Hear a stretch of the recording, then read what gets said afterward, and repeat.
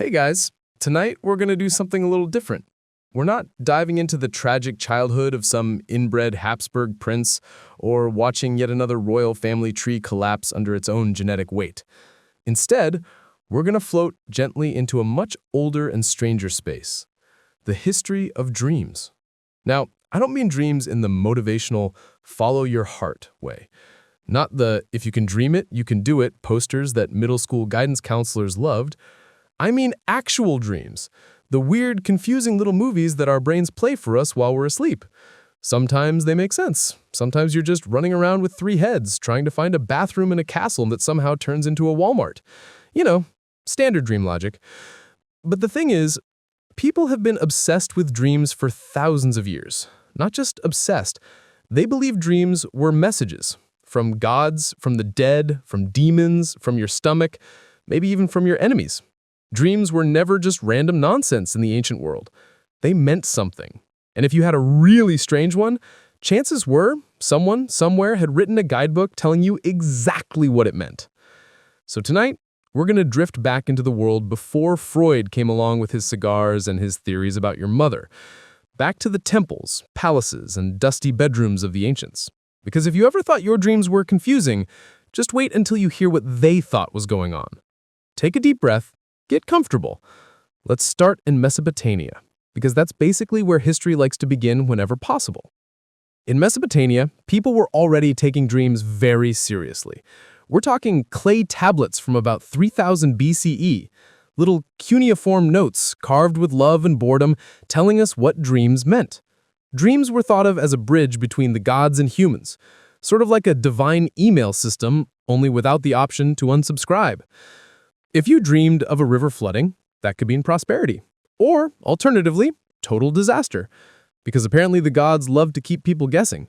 Sometimes the dream had to be interpreted by priests. They had manuals, literal dream dictionaries that would say things like, if a man dreams he eats lion flesh, he will have great power. Which, bold claim. I'm pretty sure if I dreamed of eating lion meat, it would mean indigestion, not political success. Kings in particular were supposed to pay attention. If you were ruling Babylon or Assyria, your dreams were considered more important than the peasants. Because of course they were.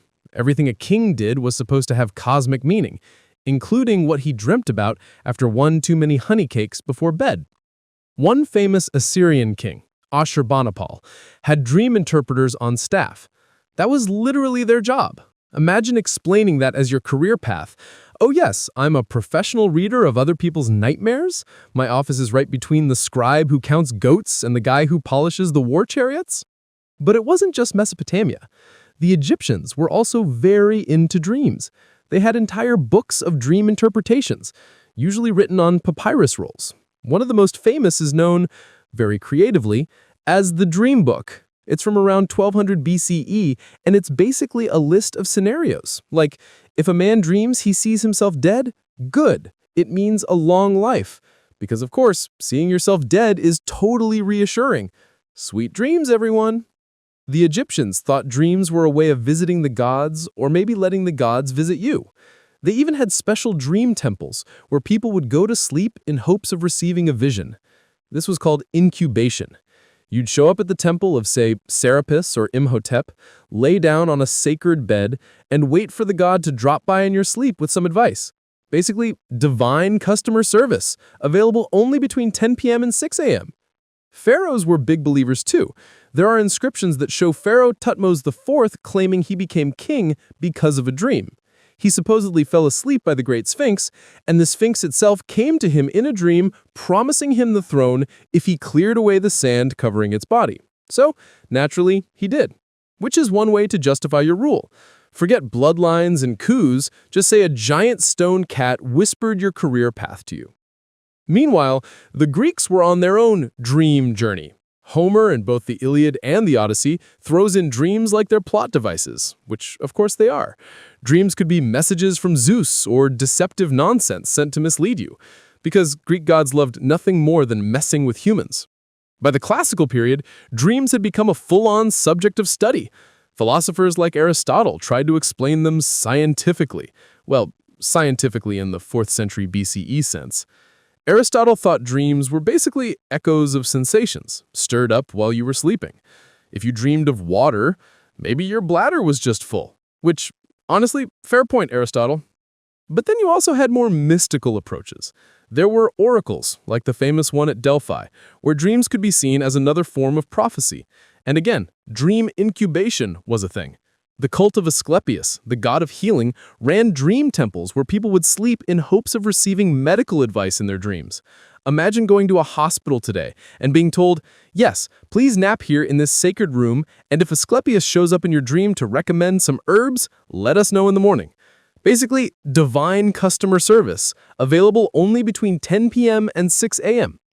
Some of the stories from these temples are wonderfully odd.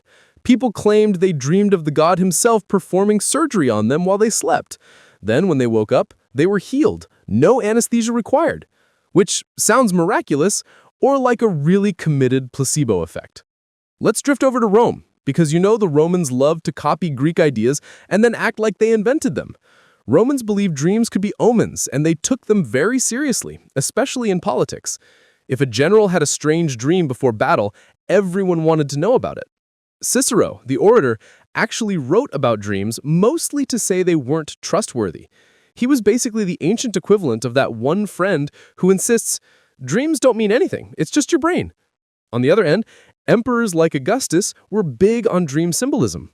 According to legend, Augustus's mother dreamed that her womb was struck by lightning, and that's how she knew she'd give birth to someone extraordinary, because subtle metaphors were apparently not the Roman style. Roman historians loved to record dreams that seemed to predict the deaths of emperors, like Calpurnia, Julius Caesar's wife, who supposedly dreamed of his murder the night before it happened. She begged him not to go to the Senate, and in true stubborn Caesar fashion, he went anyway. Which, to be fair, was kind of his brand, ignoring warnings until it got him stabbed 23 times. Over in China, dreams had their own rich tradition. As early as the Zhou dynasty, around 1000 BCE, dreams were seen as ways of communicating with ancestors. The dead might drop by in your sleep to give advice, or to complain, because family drama apparently doesn't end when people die. Chinese philosophers also had their own takes. Confucius thought dreams could reveal moral truths, while Taoist thinkers believed dreams were glimpses into other realms of existence. One famous Taoist, Zhuangzi, wrote about dreaming he was a butterfly. When he woke up, he wondered, was he a man who dreamt of being a butterfly, or a butterfly now dreaming he was a man? Which, yes, is the kind of thing you say when you're really trying to impress your students with deep, sleep-deprived wisdom. Dream interpretation manuals also circulated in China. By the Han Dynasty, people were consulting books that explained dreams in detail. Dreaming of losing your teeth, for example, could mean a death in the family, which is still a common belief in parts of East Asia today. Nightmares weren't just bad luck. They could mean spiritual imbalance, or that ghosts were hanging around your bed, not exactly soothing bedtime thoughts. So what we see across all these cultures, Mesopotamian, Egyptian, Greek, Roman, Chinese, is that dreams weren't treated as random. They were treated as important, sometimes sacred, sometimes terrifying, always meaningful. And honestly, that hasn't completely gone away. Even today, people love dream dictionaries, horoscopes, and quizzes that tell you what your subconscious is really up to. We may not build dream temples anymore, but we'll definitely Google, what does it mean if I dream about my ex again at 3 in the morning? Which is basically the same impulse, just with worse graphic design. But we're only just getting started. Ancient people had centuries to build elaborate systems around dreams. And as we drift deeper, we'll find that dreams were used not just for personal guidance, but for politics, medicine, and sometimes pure propaganda. So, let's keep floating. Next, we'll linger a little longer in Greece and Rome, where some truly bizarre dream interpretations were written down, and where emperors staked their legitimacy on what they, or their mother, saw while asleep. So, where were we? Right, somewhere between Roman emperors ignoring their wives' ominous nightmares and Chinese philosophers debating whether they were butterflies, let's float back to the Greeks for a moment, because if there's one thing they loved, it was categorizing stuff. Philosophers were obsessed with sorting dreams into neat little boxes. You know, like how Aristotle wanted to make sense of everything, even if the explanation sounded suspiciously like guesswork. One of the most famous Greek attempts at dream science came from Artemidorus of Daldis. If you've never heard of him, don't worry. He's not exactly a household name unless you hang out in very specific corners of classics Twitter. But in the 2nd century CE, he wrote a book called the Onirictica. That's Greek for the interpretation of dreams. And no, Freud didn't come up with that title, he just stole it, like any good 19th century intellectual. Artemidorus basically wrote the ancient world's most ambitious dream dictionary. The Onirictica is 5 books long, packed with case studies, theories, and extremely specific interpretations. He traveled around collecting stories, interviewing dreamers, and trying to figure out what their weird brain movies meant. Imagine the dedication. Walking from city to city, asking strangers, "So, what did you dream about last night?" Not exactly the best small talk opener, and the book is wonderfully odd. Artemidorus tells us, for example, that dreaming of catching birds means you'll catch women, which is creepy but very on brand for the ancient world. Dreaming of losing teeth? That could mean death in the family, financial loss, or public embarrassment. Dreaming of sex? Oh, he went into extreme detail there. Entire sections are devoted to analyzing erotic dreams, with interpretations depending on positions, partners, and social status. It's basically ancient Freud, just with more tunics and less tobacco. Now, what makes Artemidorus fun is that he wasn't just guessing randomly. He insisted that dreams had to be interpreted in context. The same dream could mean different things depending on who you were. If a rich merchant dreamed of sailing on a ship, it might mean success in trade. But if a farmer had the same dream, it might mean his crops would drown. Basically, Artemidorus was the original "it depends" guy, which, if you've ever read modern horoscopes or personality quizzes, feels very familiar. The Romans loved this kind of thing too, though they often used dreams for political drama. Remember how I said historians would record dreams predicting emperors' deaths? Well, Suetonius, Rome's favorite gossip columnist disguised as a historian, was especially fond of these stories. His Lives of the Caesars is full of totally real, definitely not made-up dreams that foretold disaster. Take Caligula, for instance. According to Suetonius, the night before his assassination, Caligula dreamed he was standing next to Jupiter, the chief god, when Jupiter kicked him out of heaven.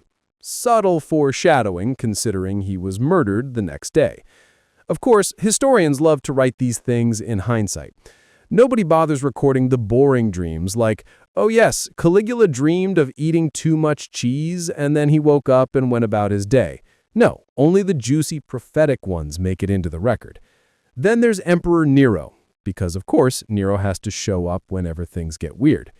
He supposedly dreamed of being on stage, forced to sing until his lungs gave out, which honestly sounds less like prophecy and more like a stress dream. If you've ever dreamed you were back in school taking a test you didn't study for, you already know how Nero felt. But dreams weren't always bad omens. Sometimes they were political tools. Take Constantine the Great, the emperor who converted Rome to Christianity. Before the Battle of the Milvian Bridge in 312 CE, Constantine supposedly had a dream where he saw a Christian symbol in the sky, along with the words, "In this sign conquer." The next day, he slapped the symbol on his soldiers' shields, won the battle, and suddenly became history's most famous convert. Now, whether he really dreamed that or whether it was just brilliant propaganda, we'll never know. But the story stuck. And from then on, Christianity leaned heavily on dreams as a way God might communicate with the faithful. Which brings us gently to the early Christian world. Dreams went from being random divine messages from whichever God was in the mood to being framed as either gifts from the Christian God or sneaky tricks from the devil. Because of course, once monotheism takes over, you can't just say a dream came from some god. You need to decide whether it was heavenly inspiration or demonic temptation. Church fathers like Augustine of Hippo spent time writing about dreams. Augustine admitted he sometimes had, let's say, unholy dreams, nighttime temptations that made him feel guilty in the morning. He wondered whether sin committed in dreams counted as real sin, which, honestly, is the most Augustine thing ever. You can almost hear him scolding himself. Yes, I sinned again, but only while unconscious. Does it still count? Other Christian thinkers warned against trusting dreams too much.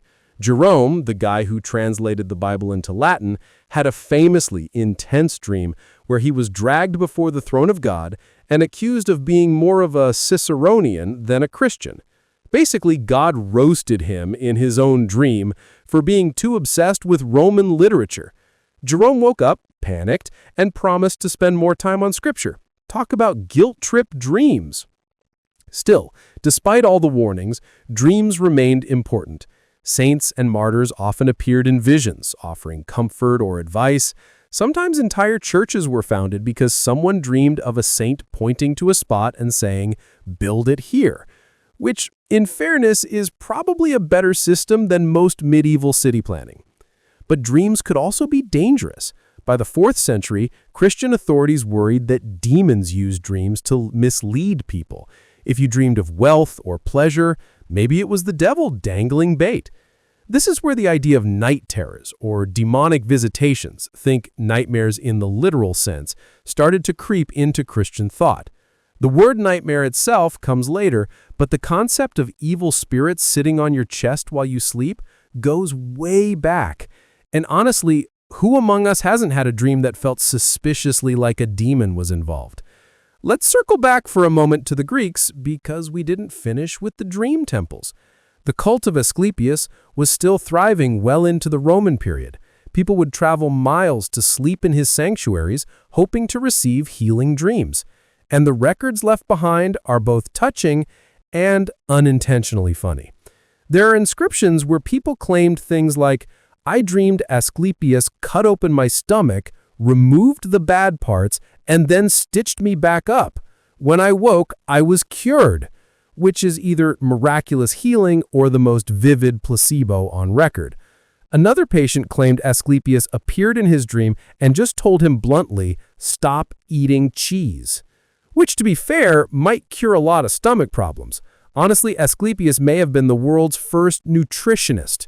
These dream inscriptions are fascinating because they show how deeply people trusted dreams as a source of real medical guidance.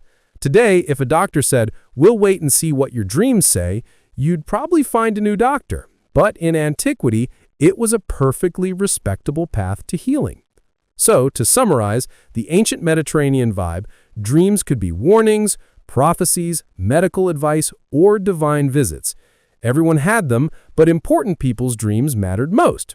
A peasant dreaming of chickens was just weird. A king dreaming of chickens could mean war, famine, or divine punishment. Status shaped meaning.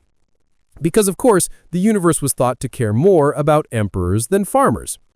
As we drift forward in time, though, Christianity changed the tone. Dreams became morally loaded. If you dreamed of Christ or the saints, good. If you dreamed of demons or earthly pleasures, very bad. And so people became a little more suspicious of their dreams. Not every dream was worth writing on a clay tablet anymore. Still, old habits die hard. Even as Christian thinkers warned about deception, ordinary people continued to believe in dream signs. Farmers, merchants, mothers, children, they all shared stories of what they dreamed and tried to make sense of them. The fascination never went away. Let's gently wrap this section with one last Roman anecdote. The Emperor Caracalla, famous for being a brutal and paranoid ruler, supposedly dreamed that his father and brother came back from the dead to haunt him. Considering he murdered his brother, that one feels less like prophecy and more like the subconscious screaming, "You did a bad thing!" Even in the ancient world, some dreams didn't need elaborate interpretation. And with that, let's leave the marble columns and scrolls of Greece and Rome behind. Next, we'll drift into the medieval world, where dreams became wrapped in Christian theology, Islamic philosophy, and folklore about demons, angels, and wandering souls. Spoiler, things get even more complicated when every bad dream could mean either indigestion or eternal damnation. All right. We've floated through Mesopotamia's clay tablets, Egypt's dream temples, and Rome's very dramatic emperors. Now it's time to creep into the Middle Ages, where dreams didn't just belong to kings and philosophers anymore. They belonged to God, the devil, and sometimes your dead grandmother dropping in to remind you that you still hadn't lit enough candles for her soul. Let's start with the medieval Christian world. By the time monasteries dotted the European landscape, dreams had taken on a very particular set of meanings.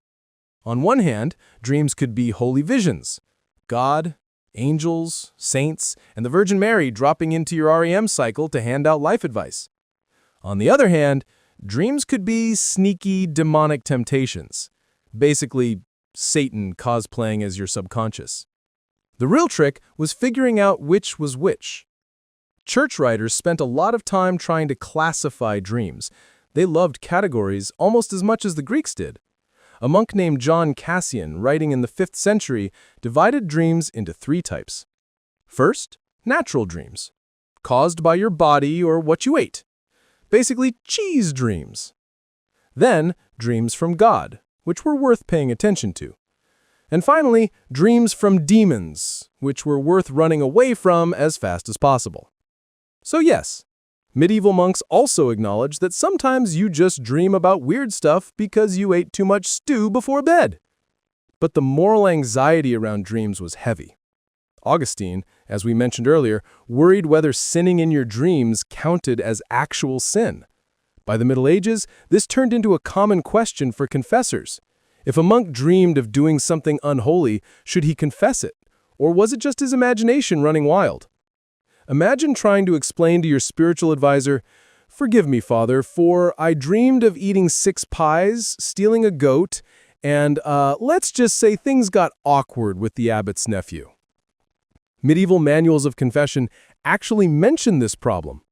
Some priests were advised to tell their parishioners that dreams in themselves weren't sinful unless you deliberately entertained them, which raises the very confusing issue of whether you can deliberately enjoy something in your sleep. But hey, leave it to the medieval church to make even your unconscious guilty. At the same time, dreams were celebrated as divine revelations. Saints' lives, those long, detailed biographies monks loved writing, are packed with dream stories. Saints appeared in visions to heal the sick, guide pilgrims, or warn kings. For example, St. Cuthbert of Lindisfarne supposedly appeared in dreams to sailors lost at sea, pointing them back to safety. St. Francis of Assisi had dreams that inspired him to embrace poverty. Even Joan of Arc, centuries later, described her voices and visions, though by then, skeptics wondered whether they were truly divine or something more suspicious. And let's not forget monasteries themselves. Monks and nuns often recorded dreams in their chronicles. Sometimes they dreamed of Christ appearing in dazzling light. Other times they dreamed of the dead. One Benedictine monk dreamed that a recently deceased brother begged him for prayers to ease his time in purgatory. That's basically the medieval version of a ghost texting you at 3 a.m. asking for a Venmo donation. Now, let's float over to Islam, because medieval Muslim scholars produced some of the most detailed and thoughtful writings on dreams. In fact, dreams were considered one of the 3 parts of prophecy, according to a famous saying attributed to the Prophet Muhammad. That made them a serious spiritual matter. The Prophet himself was said to have vivid, meaningful dreams, some of which were considered revelations. His companions, too, would share their dreams with him, and he'd interpret them. This gave Islamic tradition a strong respect for dreams as possible windows into divine truth. By the medieval period, entire treatises on dream interpretation were circulating in the Islamic world. One of the most famous names here is Ibn Sirin, an 8th century scholar often credited with compiling one of the earliest comprehensive dream manuals. His work, known as the Book of Dreams, became wildly influential. Ibn Sirin's interpretations are wonderfully specific. For example, dreaming of drinking milk could symbolize religious faith. Dreaming of water might mean a long journey. Dreaming of flying could mean power, or, depending on context, impending death. Because apparently not even dreams of soaring through the clouds could escape a grim medieval twist. Islamic philosophers also weighed in. Al-Farabi, Avicenna, and later Al-Ghazali all tried to explain dreams in terms of both psychology and theology. They argued that dreams could be reflections of the soul, symbolic messages, or even glimpses of divine reality. Avicenna, the great physician and philosopher, suggested that dreams came from the imaginative part of the soul, filtering divine truths into symbolic form. Which honestly is a pretty elegant explanation compared to, "you ate too much cheese." And Islamic dream culture wasn't just theoretical. Caliphs and sultans often took dreams seriously, using them to justify decisions. Ordinary people shared them too.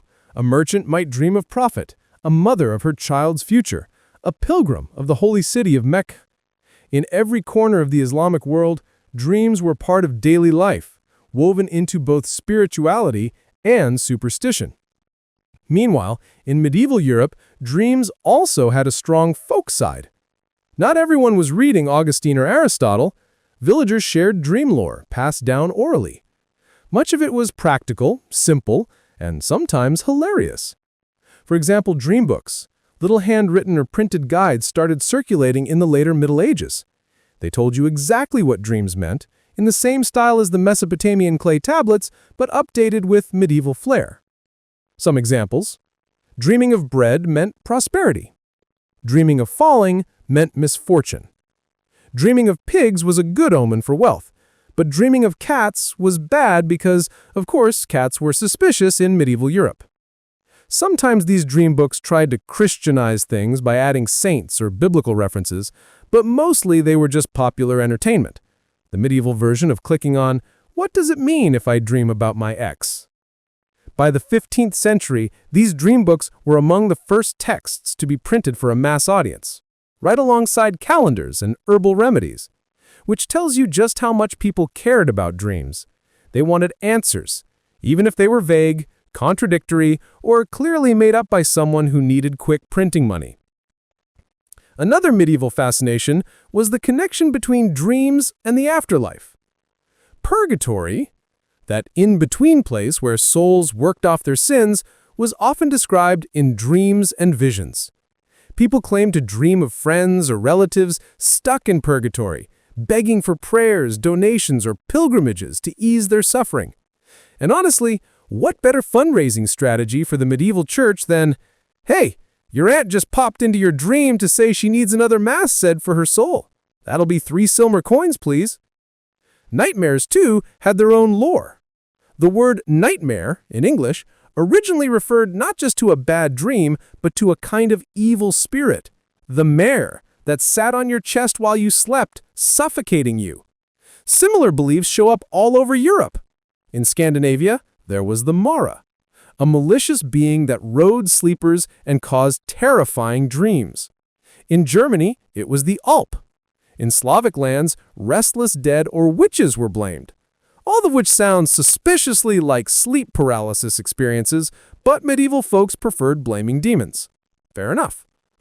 What's interesting is how universal some dream themes remained. Losing teeth, falling, flying, being naked in public. These all pop up in medieval dream books just as they do in modern Google searches. Apparently, human brains have been running the same glitchy software for thousands of years. And of course, kings and queens still treated their dreams as cosmic messages. One famous example is King Henry I of England, who supposedly dreamed of his own death shortly before eating the infamous surfeit of lampreys that actually killed him. Was it prophecy? Or just indigestion? Historians tend to lean towards the lampreys. So, in the medieval imagination, dreams were at once spiritual battlegrounds, personal omens, and casual entertainment. Monks worried about sinning in them. Villagers flipped through dream books. Sultans made political decisions based on them. And peasants woke up muttering about demons sitting on their chests. Dreams were everywhere, impossible to ignore, too mysterious to dismiss. And while the explanations varied, divine visions, demonic tricks, medical warnings, or symbolic riddles, everyone agreed that sleep wasn't just downtime. It was another realm, a place where heaven, hell, and human anxiety all mingled in the dark. Let's pause here. We've floated through medieval monasteries, Islamic courts, and peasant cottages, watching dreams take on moral weight and supernatural significance. But we're not done. In Part 4, we'll move into the Renaissance and early modern period, where dreams collided with new science, old superstitions, and some very cranky reformers who thought the whole business was either genius or absolute nonsense.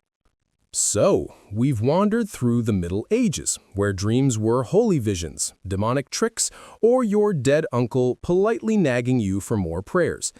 Now we open the shutters a little. The Renaissance dawns, humanism spreads, and suddenly people are sketching Vitruvian men instead of just confessing cheese-induced sins. But don't worry, dreams didn't go anywhere. In fact, they became even more complicated, because now you had theology, medicine, philosophy, astrology, and art all trying to get in on the dream business at once. Basically, everyone wanted a piece of your subconscious. Let's start with the humanists. These were the folks dusting off old Greek and Roman texts, saying maybe Aristotle wasn't completely useless. Naturally, they stumbled back across Artemidorus and his Oneirocritica. Yes, the dream-obsessed Greek from Part 2 suddenly became fashionable again, like a dusty scroll version of a comeback tour. Humanist scholars translated him, cited him, and argued about him. Some insisted his symbolic interpretations were profound. Others rolled their eyes and said, no, this is just fortune-telling with extra steps. At the same time, Christian authorities hadn't stopped caring. Renaissance theologians still saw dreams as morally charged. A vision of Christ or the Virgin? Excellent. A dream of demons, witches, or excess pastries? Suspicious. But because the Renaissance also loved blending Christian piety with classical learning, you'd get strange hybrids. One scholar might explain a dream using Plato and St. Augustine in the same breath, as if they were casually chatting over wine. Meanwhile, medicine was taking another stab at the problem.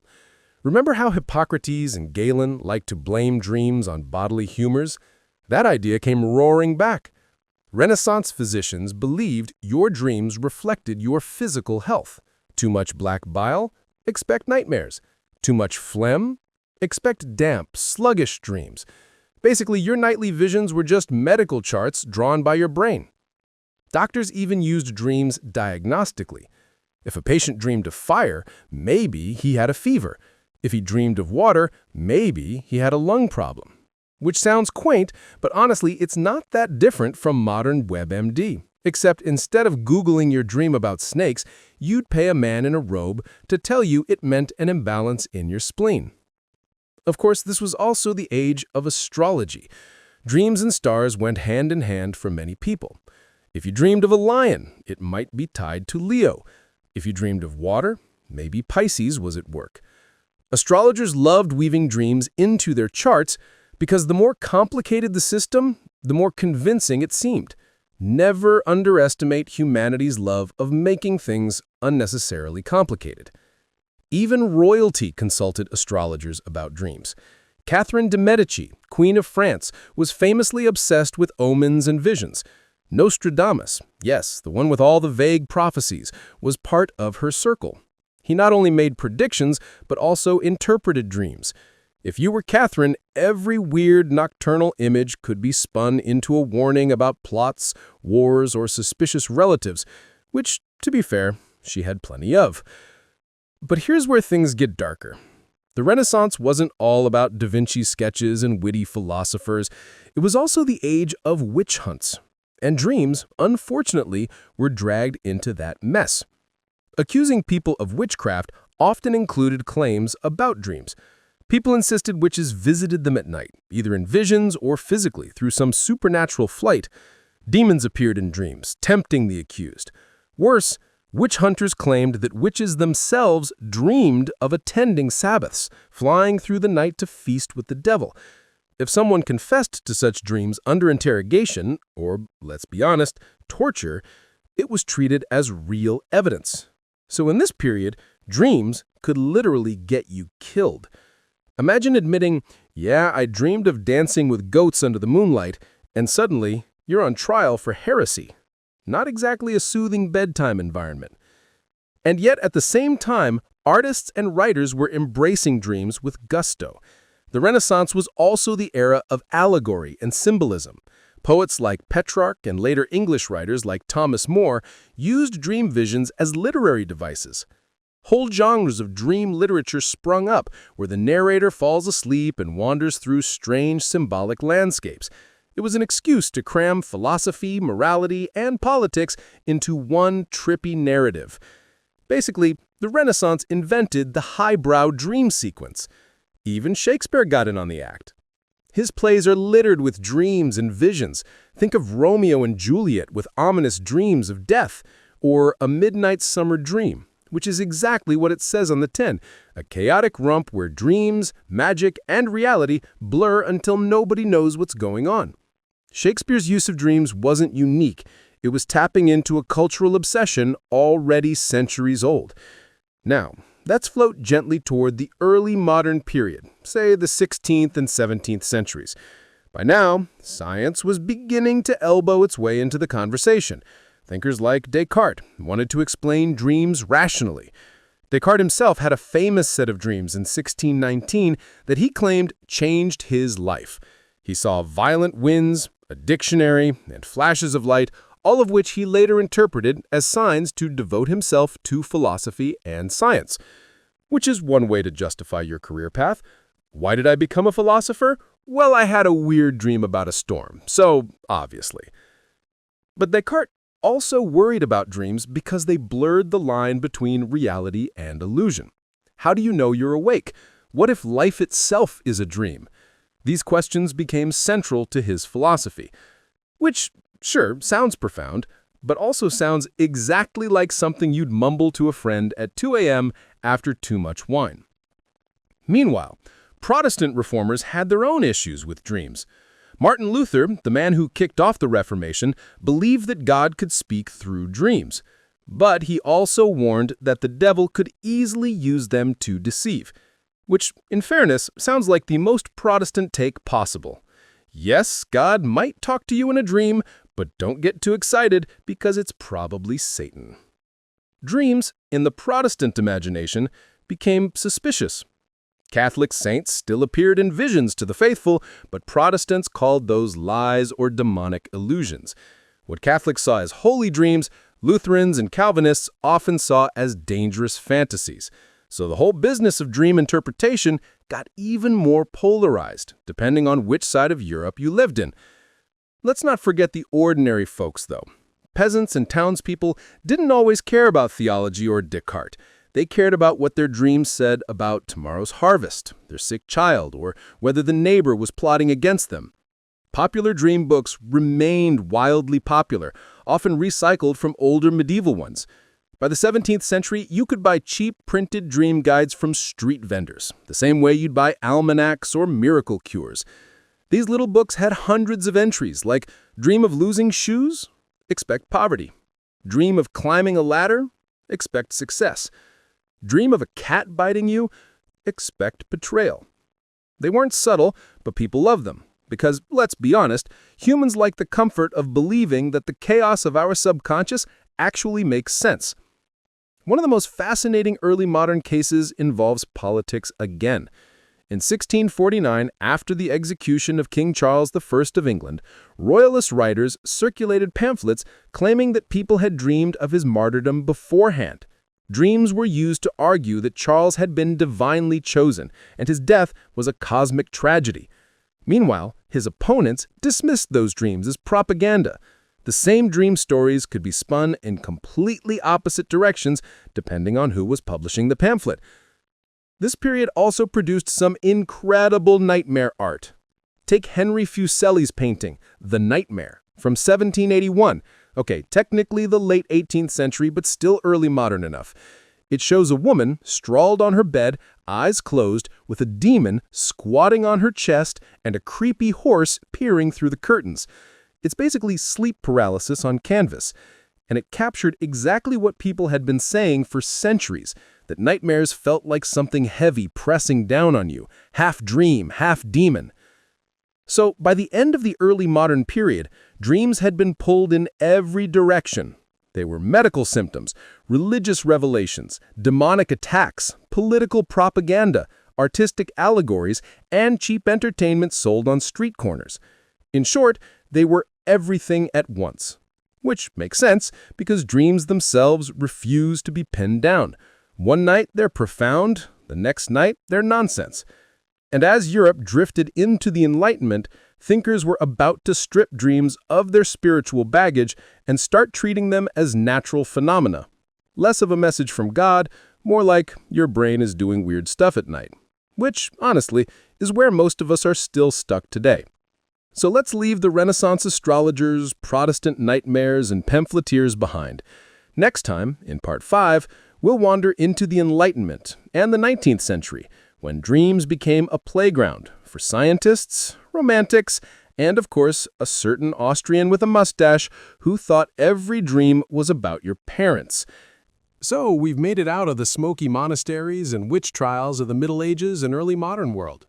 By the 18th century, Europe was in the Enlightenment, which meant candlelit salons, powdered wigs, and lots of very confident men insisting they had finally figured out how the universe worked. Naturally, they turned their attention to dreams, and instead of asking saints or astrologers, they started asking science. Or, well, what passed for science at the time. The Enlightenment loved rational explanations. Everything needed to be categorized, measured, and explained in neat, orderly terms. Dreams, therefore, were increasingly seen not as messages from heaven, but as quirky brain functions. The soul wasn't wandering through other realms anymore.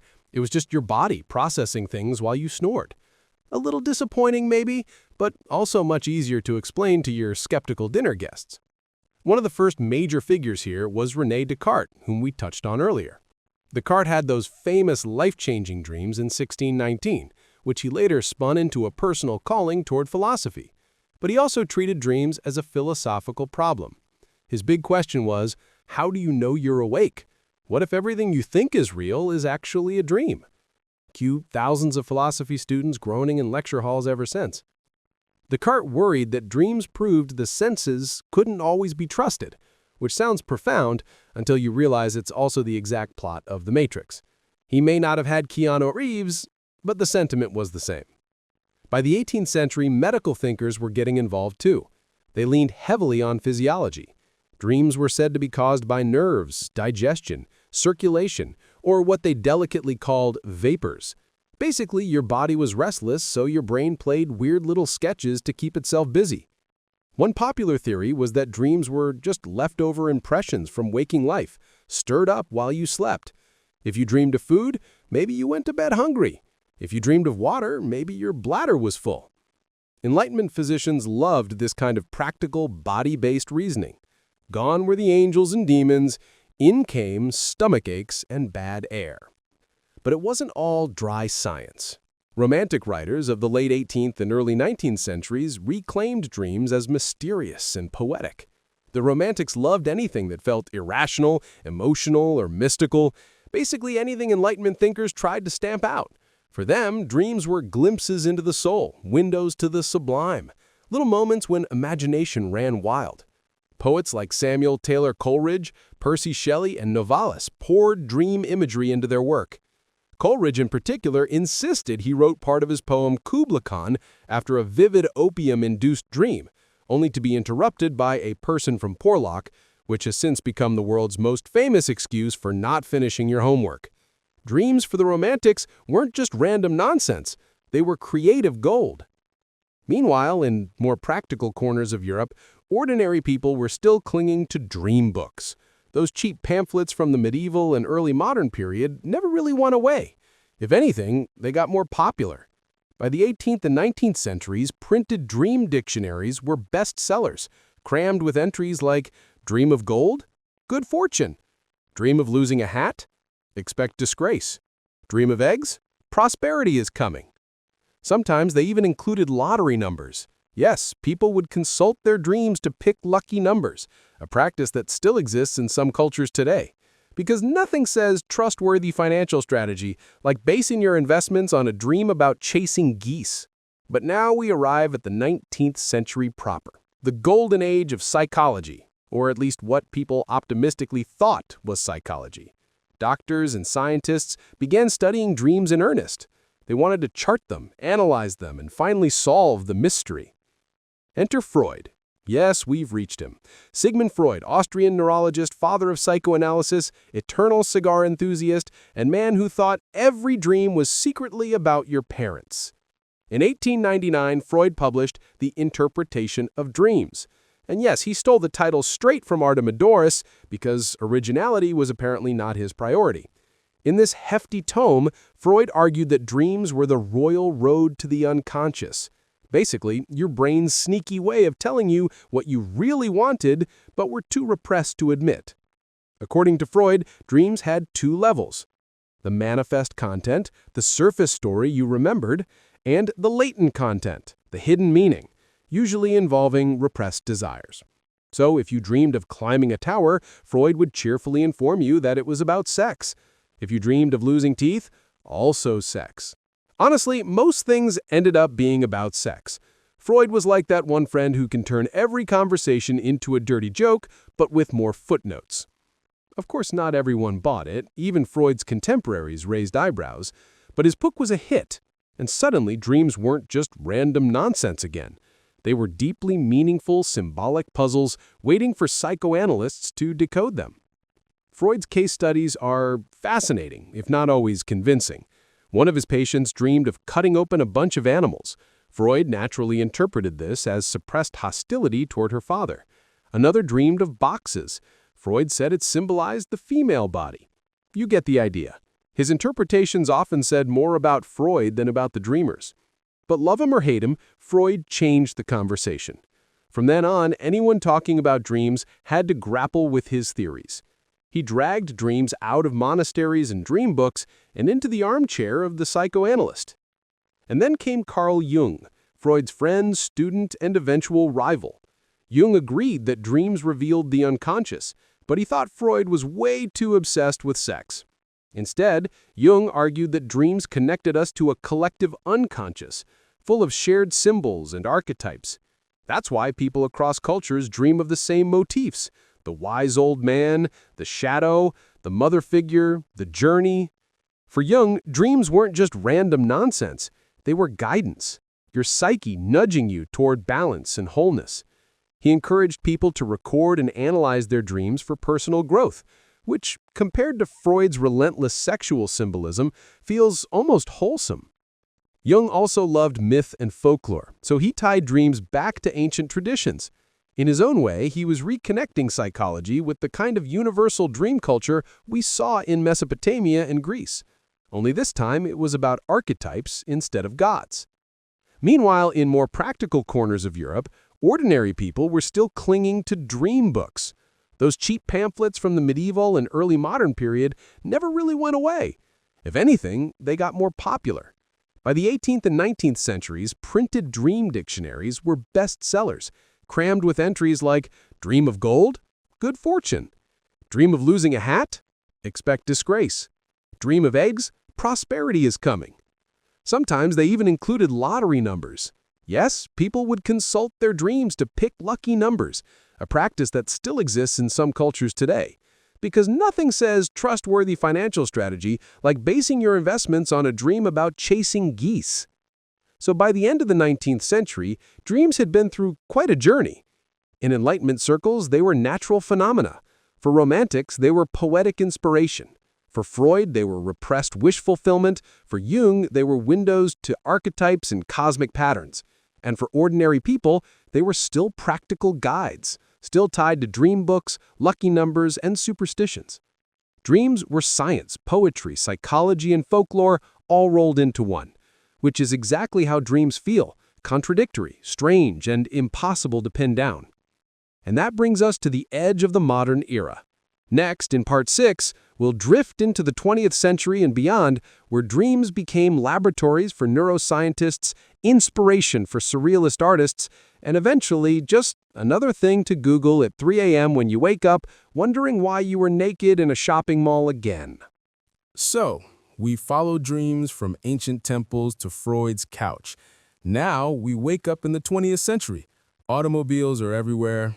People are flying planes. Freud is still chain-smoking, And scientists have shiny new machines they'd very much like to attach to your head while you sleep. Dreams were about to be dissected in laboratories, splattered across surrealist canvases, and eventually turned into the kind of clickbait quizzes you find online. Let's start with the surrealists, because if anyone truly adored dreams, it was them. In the 1920s and 30s, artists and writers like Salvador Dali, André Breton, and René Magritte insisted that dreams were the purest form of imagination.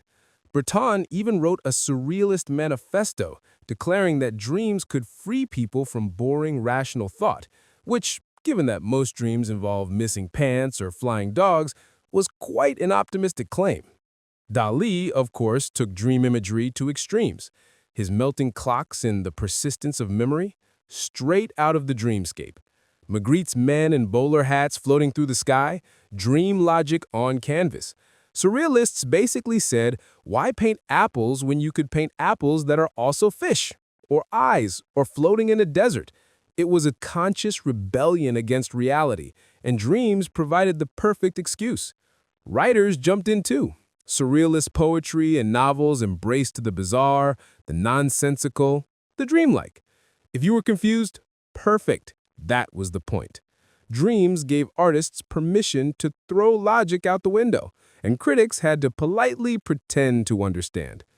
Meanwhile, science was moving in the opposite direction. Less melting clocks, more electrodes. In the 1950s, researchers discovered REM sleep, or rapid eye movement. By wiring people up to machines, they found that during certain phases of sleep, the brain lit up with activity, and the eyes darted around as if watching invisible movies. When subjects were woken during REM, they usually reported vivid dreams. Suddenly, dreams weren't mystical or artistic. They were measurable. You could watch them happening on a machine. The scientific study of sleep exploded. Researchers like Nathaniel Kleitman and William Dement pioneered dream labs, waking up poor student volunteers at odd hours to ask, "So, what were you dreaming about just now?" Imagine going to college thinking you'd be studying literature and ending up describing your flying toaster dream to a grad student at 3 a.m. These experiments made dreams seem like just another brain process, not divine messages, not repressed desires, just neurons firing, creating random imagery while the brain sorted out memories and emotions, which, while accurate enough, does strip away a lot of the drama. Congratulations! Your epic dream about conquering a medieval castle was actually your hippocampus doing filing work.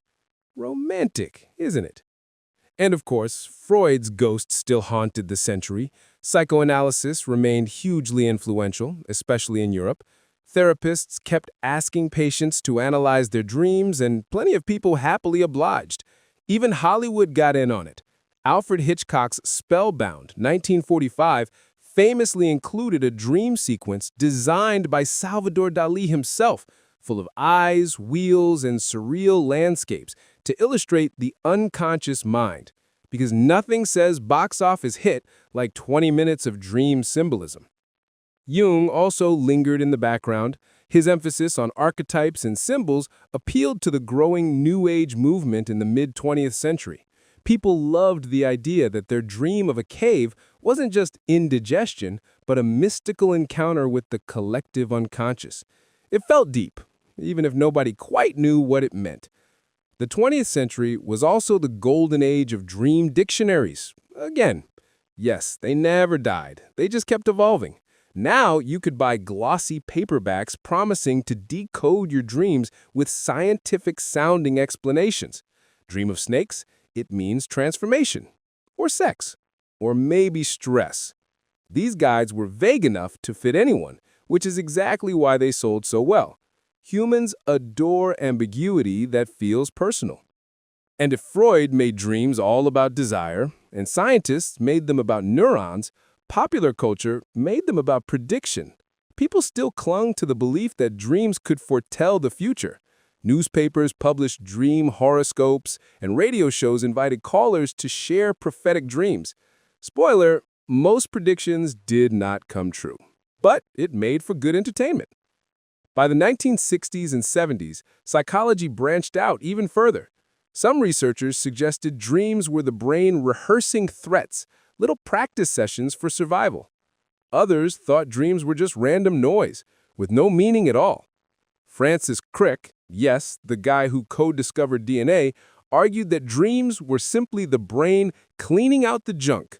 Basically, your nightly visions were like emptying the recycling bin on your computer. Romantic, isn't it? And then came lucid dreaming. Researchers like Keith Hearn and Stephen LaBerge studied the rare phenomenon where dreamers realize they're dreaming and can sometimes control the dream. People reported flying, exploring imaginary worlds, or even solving problems. Scientists managed to prove lucid dreaming was real by getting dreamers to signal with specific eye movements while asleep. Suddenly, dreams weren't just passive movies. They could be interactive, like video games, but free and occasionally full of bees. Lucid dreaming quickly attracted spiritual seekers, self-help gurus, and inevitably late-night infomercials. Who wouldn't want to control their own dreams?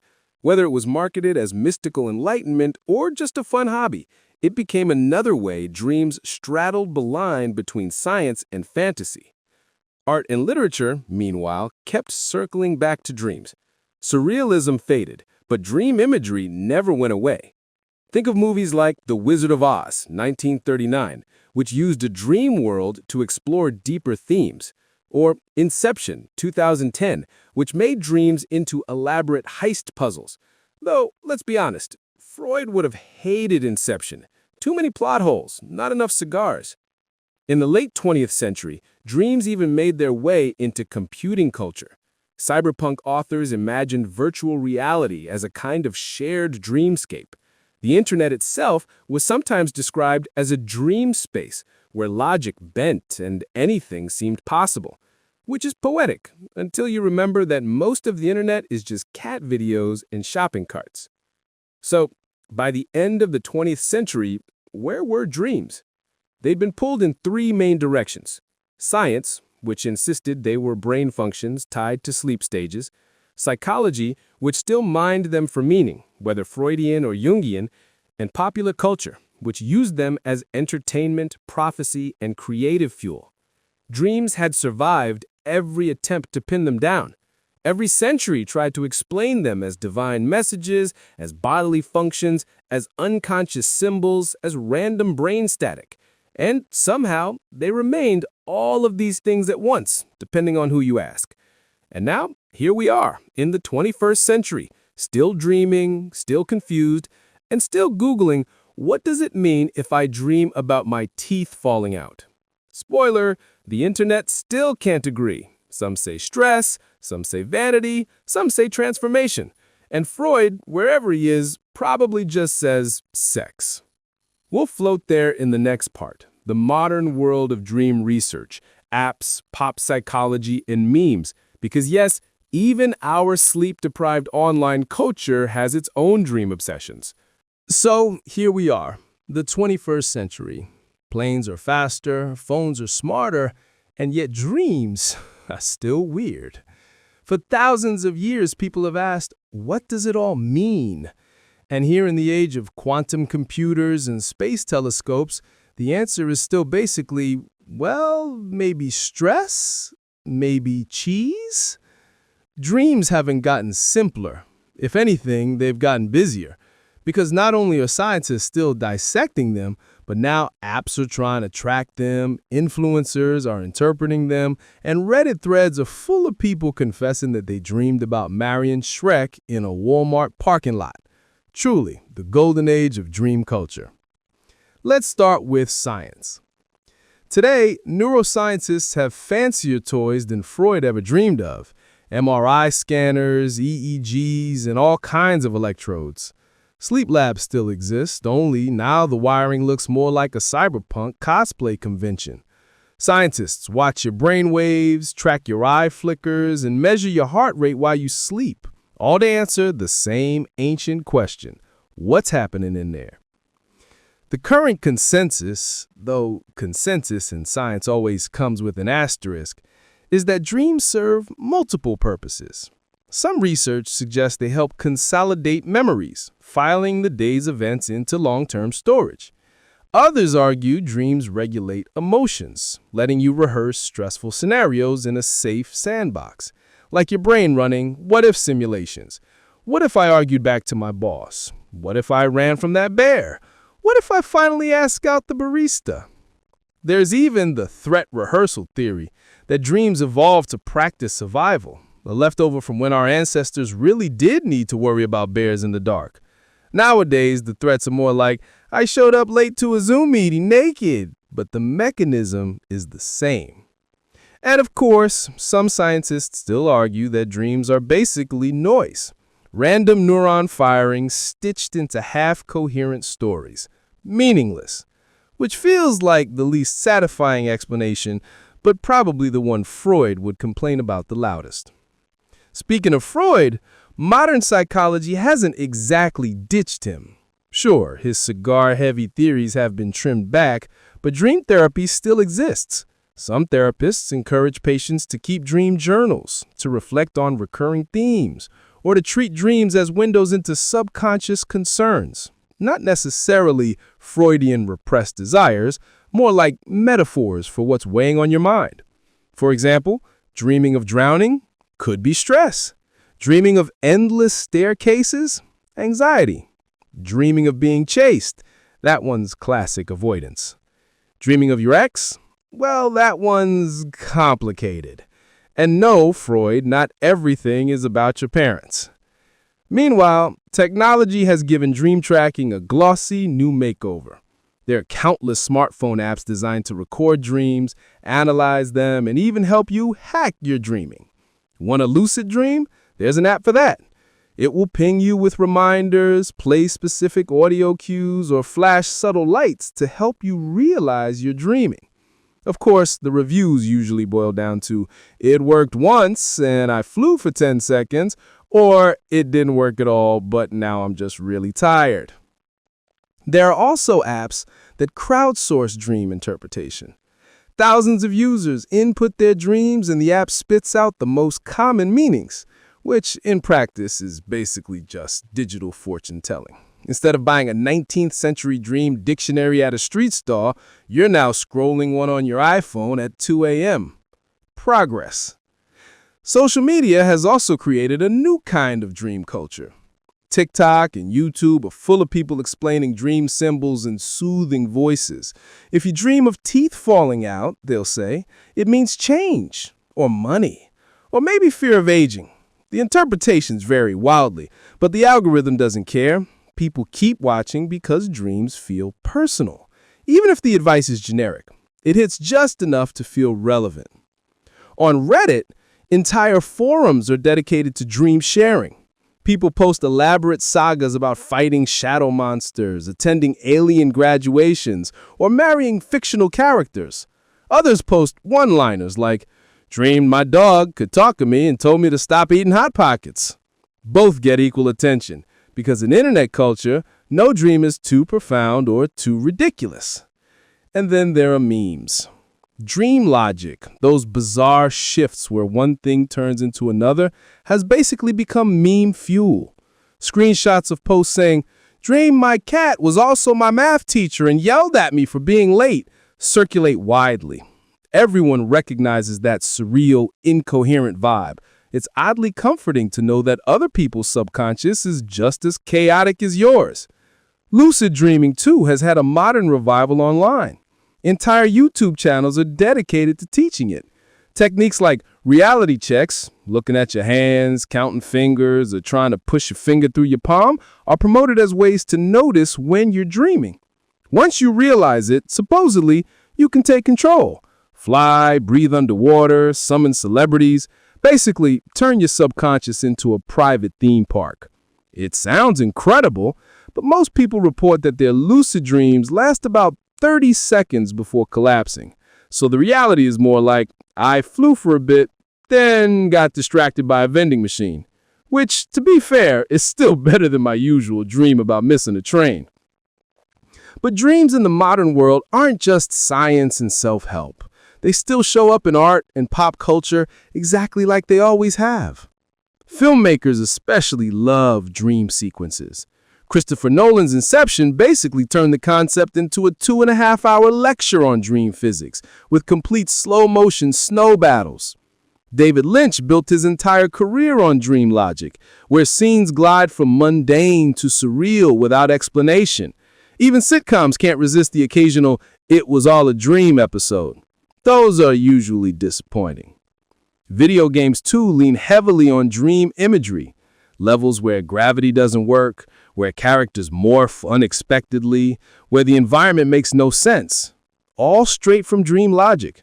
Some games even claim to be dream simulators, though none quite match the feeling of trying to run in slow motion while chased by a giant pigeon. And let's not forget modern spirituality. The New Age movement has enthusiastically embraced dreams as portals to other realms. Dream catchers, originally from Ojibwe tradition, became mass-market decorations. Dream workshops promise to help you meet spirit guides. Some people believe in shared dreams, where 2 or more people dream the same scenario, as if logging into a multiplayer subconscious. No scientific proof, but plenty of enthusiastic stories. And even psychedelics have re-entered the conversation. Some modern researchers argue that the dream state and psychedelic experiences overlap. Both dissolve normal logic, both create vivid imagery, both alter time and space, which raises the philosophical question: are dreams just the body's free, natural psychedelic trip? If so, no wonder people have always been obsessed with them. So here we are, in a world where dreams are studied in labs, monetized through apps, dramatized in movies, memified online, and spiritualized in workshops. A little bit science, a little bit commerce, a little bit magic. Exactly the kind of contradictory space dreams have always lived in. Because really, despite centuries of effort, dreams remain slippery. Sometimes they're profound, sometimes they're nonsense. Sometimes they're just last night's pizza staging a protest march in your subconscious. And yet we keep recording them, analyzing them, sharing them. From Mesopotamian dream tablets to TikTok videos, humans haven't stopped asking what our dreams mean. Maybe we never will. Because if there's one thing the history of dreams teaches us, it's this: whether you believe they come from gods, neurons, Freud, or just boredom, dreams refuse to be ignored. They follow us night after night, demanding to be noticed. And that, my friends, is where we end our journey tonight. From ancient temples to modern smartphones, from oracles to Reddit threads. Dreams have always been with us, always half understood, always shifting between mystery and explanation. So, close your eyes. Let your brain do its nightly filing, or its nightly prophecy, or its nightly nonsense, whichever you prefer. Because tonight's dreams, like all the others, will carry echoes of every age we've just drifted through. Good night. So, we've traveled from Mesopotamian priests to TikTok dream interpreters, from Artemidorus scribbling his dream dictionary to Freud scribbling, well, his dream diary with extra Freudian twists. From saints scolding sinners in their sleep to apps offering AI dream analysis for $3.99 a month. You'd think we've covered it all, but the history of dreams is bottomless, because every culture, every century, left behind some little oddities, strange beliefs, half-forgotten myths, quirks that don't fit neatly into the big narrative, but are too charming or too bizarre to leave out. So tonight, we'll linger here a little longer. Think of it as the extended credits scene. Let's start with animals, because people have always wondered, do they dream? Ancient writers were convinced they did.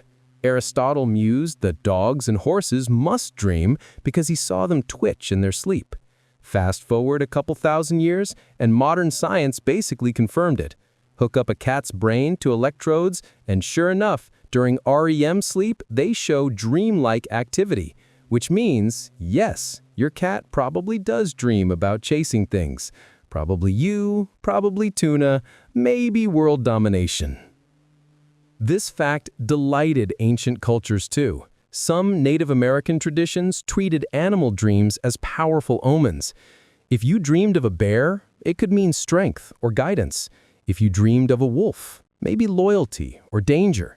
In Australia, Aboriginal Dreamtime mythology wove dreams directly into the creation of the world itself, a kind of cosmic blueprint. That's not "I ate too much cheese" dreaming. That's the entire landscape exists because of a dream, which frankly is a much cooler explanation for why mountains exist. Then there are dreams that inspired inventions. People love these stories. Elias Ho supposedly dreamed of cannibals stabbing him with spears that had holes in their tips, which gave him the idea for the sewing machine needle. Chemist Auguste Kekulé claimed he discovered the ring structure of benzene after dreaming of a snake biting its own tail. Paul McCartney dreamed the melody of Yesterday. Though in fairness, sometimes the line between dream and half-asleep humming in bed is blurry. Still, it makes a good story. Thanks to my subconscious, here's the sewing machine, organic chemistry, and a Beatles hit.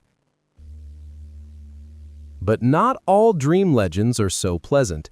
Take nightmares about teeth falling out. People have had these for centuries, and cultures came up with all kinds of grim interpretations. In ancient Greece, losing teeth in a dream was thought to predict death in the family. In Chinese folklore, it could mean you'd lied recently and your teeth were falling out as punishment. Today, psychologists usually just say stress, which is still depressing, but at least doesn't accuse you of murder or lying. Speaking of nightmares, sleep paralysis has terrified humanity forever. Cultures everywhere invented creepy explanations for the sensation of being awake but unable to move. In Scandinavia, it was caused by a mara, a kind of evil spirit sitting on your chest.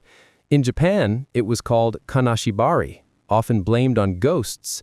In Newfoundland, people still talk about the old hag sitting on you at night. Only recently did science explain it as a harmless glitch in REM sleep. Harmless, sure, but when you wake up and see a shadowy figure in your room, good luck remembering the harmless part. Now, let's float into the slightly sillier category. Dream omens about food. Medieval dream manuals loved these.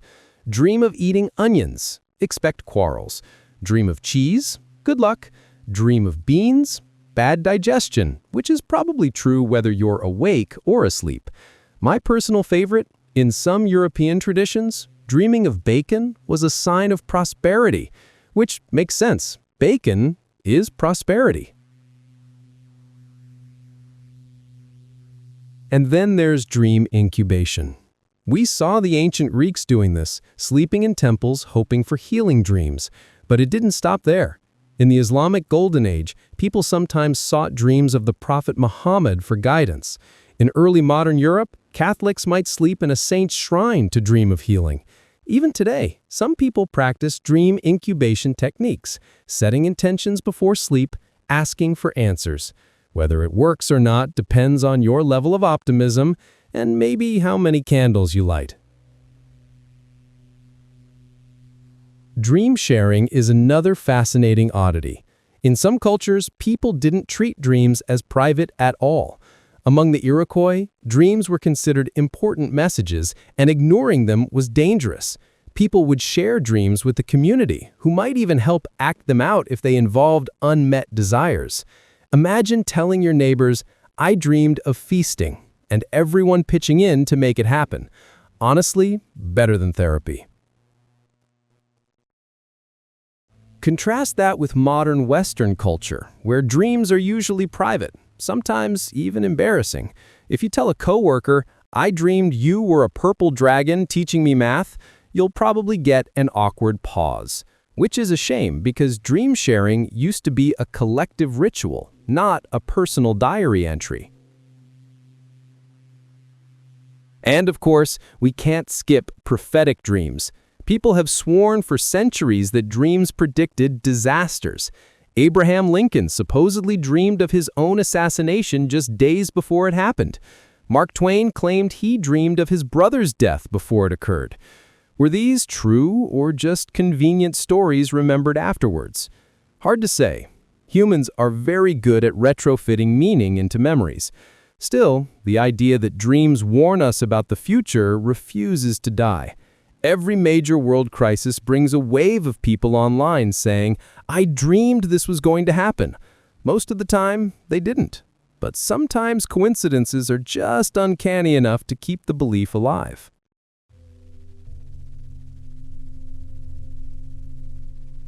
Now let's touch the strangest corner.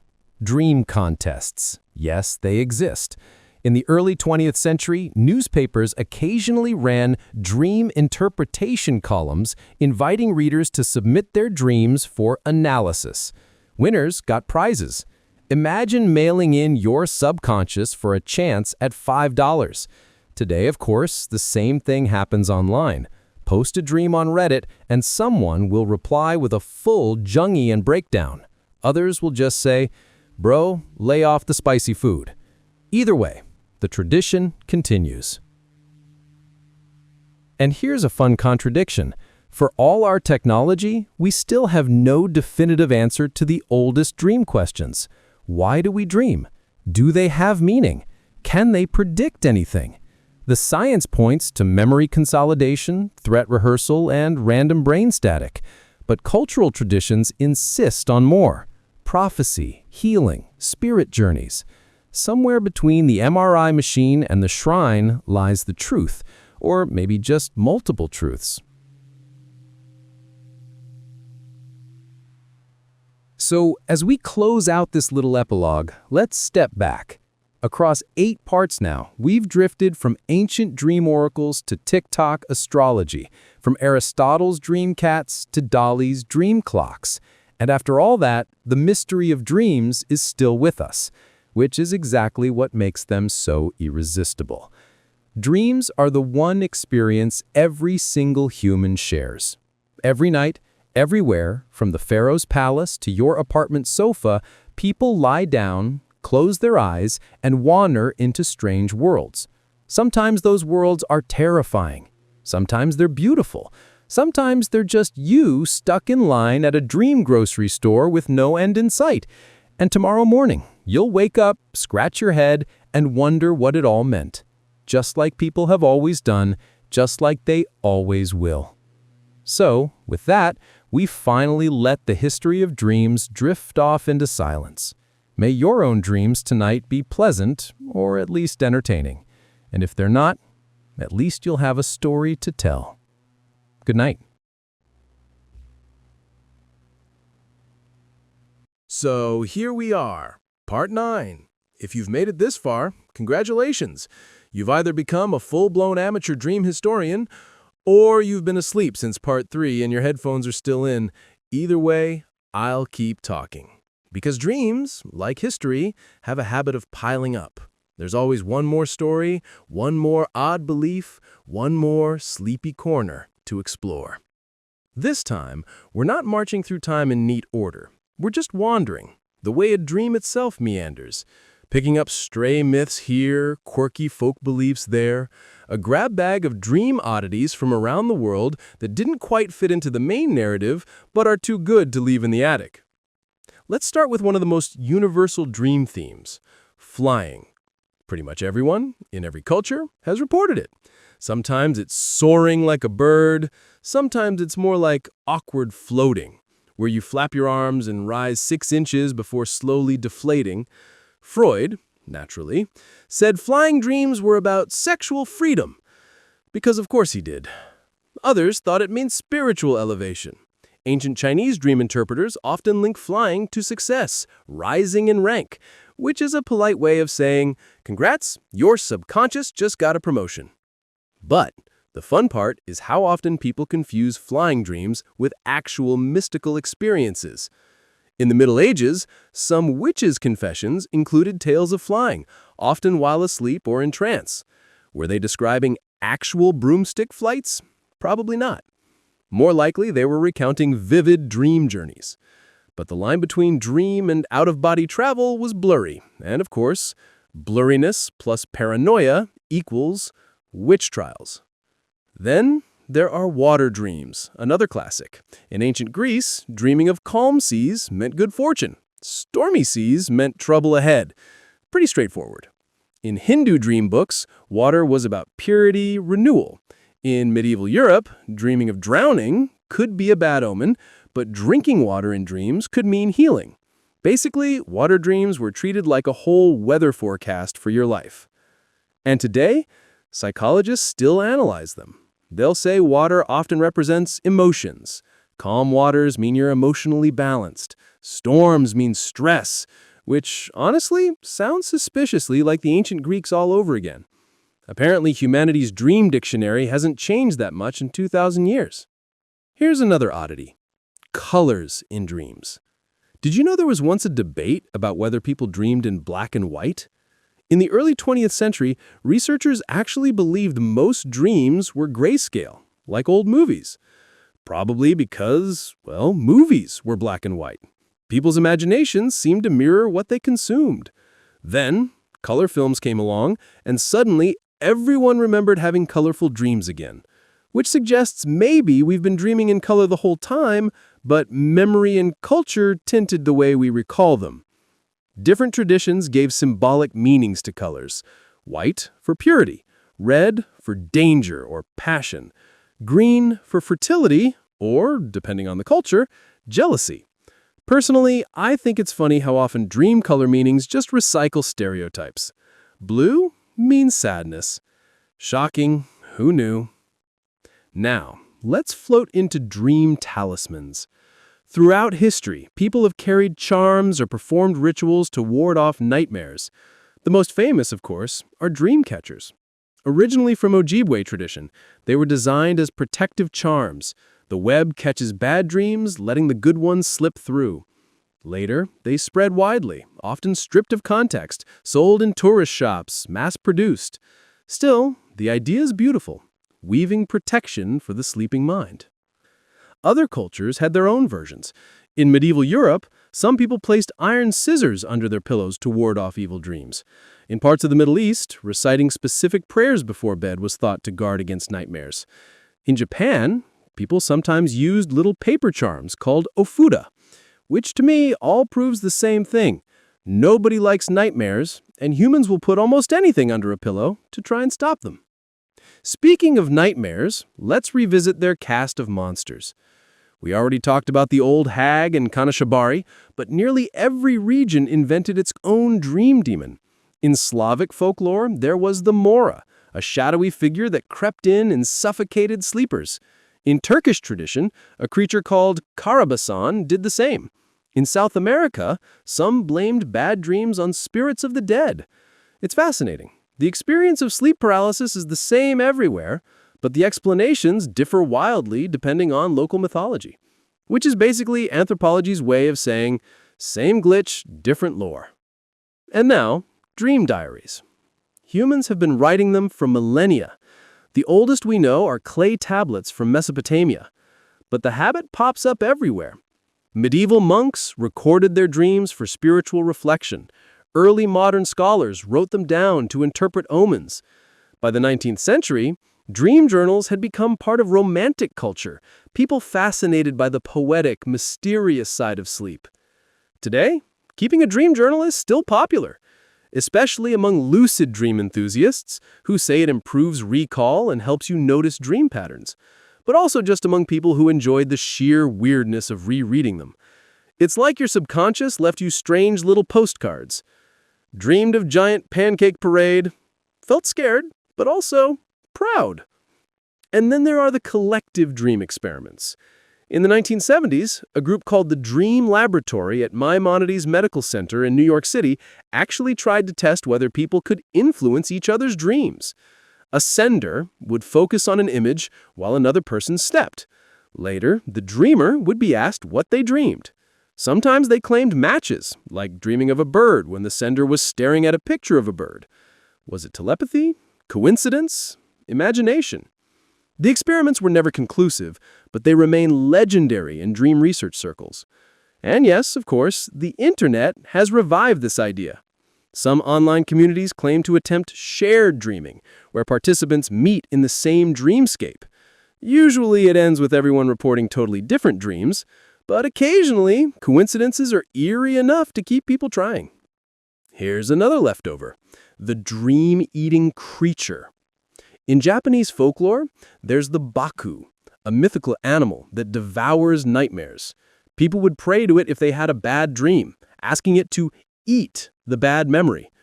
Originally, it was described as a chimera-like beast with the body parts of many animals. Later, artists simplified it into a tapir-like figure. And fun fact, today, the Japanese word for tapir is actually baku. So somewhere along the way, a nightmare-eating monster turned into a sleepy zoo animal. Dreams also slipped into politics more than once.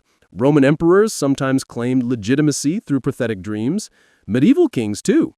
Joan of Arc famously said saints visited her in visions, some of which sound suspiciously dreamlike. Even in modern times, politicians occasionally mention dreams for symbolic effect, though usually in the safe, "I had a dream of peace" way, not the "I dreamed of a three-headed goose telling me to invade France" way, which is probably for the best. And then there's the business of dream books. These little manuals, sold widely in the 18th and 19th centuries, offered quick interpretations of symbols. Dream of a snake? Enemy ahead. Dream of money? Disappointment. Dream of a wedding? Oh no, death. Dream of actual death? Relax, that one meant long life. These books were cheap, popular, and wildly inconsistent. Imagine scrolling dream meanings on your phone, only the app was printed on rough paper and smelled like ink. That was basically the Victorian dream experience. As we drift toward the close of this ninth and final stretch, let's circle back to the big picture. Dreams have always been double things.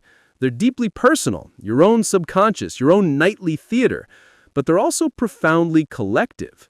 Cultures share symbols, invent rituals, tell stories. A nightmare in Japan and a nightmare in France feel eerily similar. A flying dream in Egypt and a flying dream in Peru describe the same impossible joy. That's what makes the history of dreams such a strangely comforting subject. No matter how far apart we are in time or space, we're united by the fact that when the lights go out, the mind keeps wandering. Kings and peasants, monks and programmers, all of us enter the same surreal stage. So, dear listener, that's part 9. A soft, bonus ramble through forgotten beliefs and strange dream trivia. At this point, if you're still awake, maybe you're waiting for your own dreams to begin. And if you're already asleep, well, maybe the Baku has already shown up to tidy things up. Either way, we're done. For now. Because dreams, like history, never really stop. They'll be back tomorrow night, as they always are. Good night. Here we are, part 10. The end of the line. Or maybe not an end, exactly. More like the point where the train slows down, the lights dim, and you realize the ride has been going in circles the whole time. Because if the history of dreams teaches us anything, it's that the story never actually ends. Humans will always dream, and humans will always ask what it means. So this final part isn't about new facts or new myths. It's about lingering here in the quiet after the lecture, when the world has gone soft and heavy. It's about stepping back and looking at the big picture, all the centuries of dreamers who came before us, and all the dreamers who will follow after. Think back to where we started. Ancient Mesopotamia. Clay tablets covered in cuneiform, listing dream omens. Kings waking up in palaces, nervous about whether a lion in a dream meant victory or doom. Priests acting like sleep consultants, only with more incense and less science. That was humanity's first attempt at organizing the chaos of the night. Then Egypt, dream books hidden in temples, gods whispering messages. Greece, with philosophers trying to explain it logically.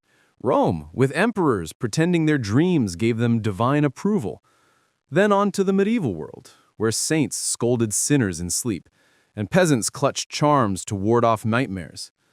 The Renaissance came, and suddenly dreams were art. Surreal paintings, poetic diaries. Then Freud stormed in, pipe in hand, announcing that everything was secretly your parents' fault. Then modern labs, electrodes, and sleep studies. And finally, smartphones turning dreams into meme material.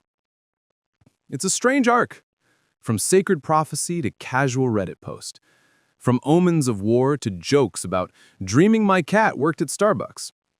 Yet it's all the same instinct, trying to make sense of the chaos inside our heads. And through all of it, some patterns never changed. Flying, falling, being chased, losing teeth, showing up unprepared, meeting the dead. Humans dream these across centuries, across continents, which means there's something universal about the subconscious. Different costumes, same stage play. Of course, the interpretations differ wildly. The Greeks said teeth falling out meant death. The Chinese said it meant lying. Freud said it meant something he'd rather not explain in polite company. Psychologists today just say it's stress, which is probably the most boring answer, but also the most believable. It's funny how much of dream history swings between two poles, magic and science. On one side, the priests and prophets, convinced dreams are messages from beyond. On the other, the neurologists, convinced they're just misfiring neurons. And in the middle, most of us, unsure, half convinced our dreams mean something, half convinced they mean nothing, but still secretly Googling "dream about giant ducks meaning" at 3 in the morning. Because let's be honest, even if science says dreams are random, they don't feel random. A nightmare can haunt you all day. A good dream can leave you glowing. A weird dream can nag at you for weeks, like an inside joke your brain refuses to explain. Meaning or not, they matter. So where does that leave us? Maybe dreams don't come from gods or demons. Maybe they don't predict the future. Maybe they're just the brain's messy filing system. But even then, they're still kind of miraculous. Think about it. Every night, your brain builds entire worlds, landscapes, characters, plots, sometimes better than movies, and you don't even charge yourself admission. Dreams are the most democratic art form. Every human gets them. No budget required, no director, no studio, no special effects team. Just you, your brain, and whatever nonsense it decides to serve you. Some nights it's Shakespeare, other nights it's slapstick. Most nights it's just confusing. But it's free, and it's endless. And then there's the other mystery, the fact that dreams fade. You wake up with an epic saga in your head. 2 minutes later, it's gone. Why does the brain do that? Some scientists say it's because dreams are stored in short-term memory, and waking interrupts the transfer. Others say the forgetting is the point, that dreams are meant to be ephemeral. Whatever the reason, the result is the same. We chase them, but they slip away, like mist in sunlight. That's maybe the most poetic part of all. Dreams are a nightly reminder that not everything can be held, or remembered, or explained. Some things just pass through, and maybe that's fine. So as we close this long drift, let's think about those who came before us. Ancient priests scribbling on clay tablets, pharaohs building dream temples, medieval peasants whispering nightmares by firelight, Renaissance painters sketching dreamscapes, Freud puffing smoke in his Vienna office, sleep scientists watching brainwaves on glowing screens, and you, lying in bed, earbuds in, listening to me drone on about all of them. We're all part of the same story. Humanity, trying to make sense of the night. Maybe the point isn't to solve dreams. Maybe the point is to notice them, to laugh at them, share them, wonder about them, to accept that some mysteries don't need tidy answers. And now, finally, we can let it all go. 10 parts, hours of history, a meandering stroll through temples, manuscripts, labs, and memes, from gods to Freud to Reddit, from omens to neurons, from the first dream scribbled on clay to the last dream you'll have tonight. So here's the final thought. Dreams are the oldest story we tell ourselves.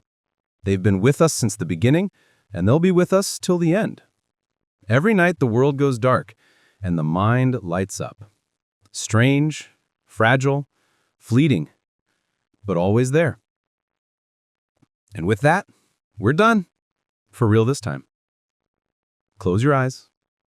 Drift. Let the brain do its thing. The history is over, but the dreams are just beginning.